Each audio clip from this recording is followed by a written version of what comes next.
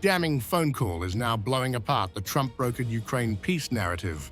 In an explosive leak recorded on October 14th, Donald Trump's special envoy, Steve Witkoff, is heard coordinating directly with Vladimir Putin's top aide, Yuri Ushakov.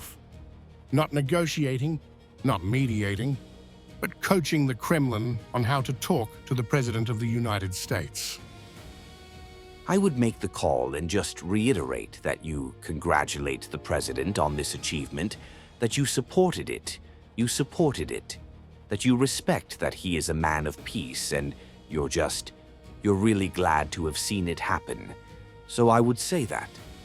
I think from that it's going to be a really good call. Okay, my friend. I think that very point our leaders could discuss. Hey, Steve, I agree with you that he will congratulate. He will say that Mr. Trump is a real peace man and so. That he will say. This is not a routine diplomatic chat. This is a U.S. envoy, scripting how Russia should emotionally and politically engage Donald Trump. Witkoff even tells Ushakov how to sell the idea that Moscow has always wanted peace, something many across the West flatly reject.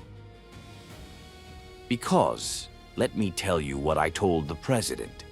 I told the President that the Russian Federation has always wanted a peace deal. That's my belief. I told the President I believe that. And I believe the issue is that we have two nations that are having a hard time coming to a compromise. And when we do, we're going to have a peace deal. Then comes the most politically explosive moment of the call. Witkoff privately signals that Ukraine may have to surrender territory to get peace, specifically Donetsk, a major frontline region where thousands have died. Now, me to you, I know what it's going to take to get a peace deal done. Donetsk and maybe a land swap somewhere. But I'm saying, instead of talking like that, let's talk more hopefully, because I think we're going to get to a deal here. And I think Yuri, the President, will give me a lot of space and discretion to get to the deal. A sitting U.S. President's envoy openly discussing Ukrainian territorial concessions with Moscow's top foreign policy advisor behind closed doors. No Ukrainian on the line, no European counterpart. Just Washington and the Kremlin carving hypothetical borders. Witkoff also floated a joint U.S.-Russia peace blueprint, copying the Gaza model, a 20-point Trump peace plan, this time for Ukraine.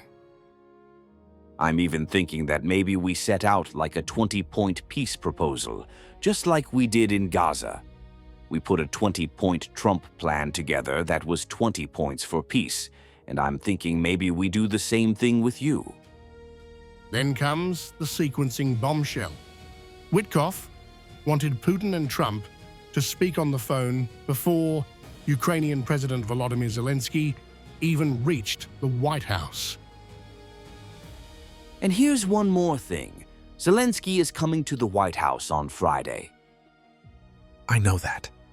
I will go to that meeting because they want me there, but I think if possible we have the call with your boss before that Friday meeting.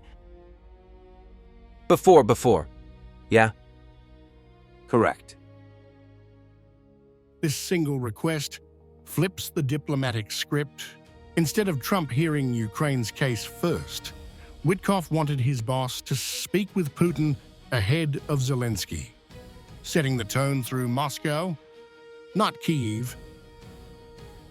Now, with Trump sending Witkoff to Moscow again and publicly floating a settlement, this leaked call shifts the entire narrative.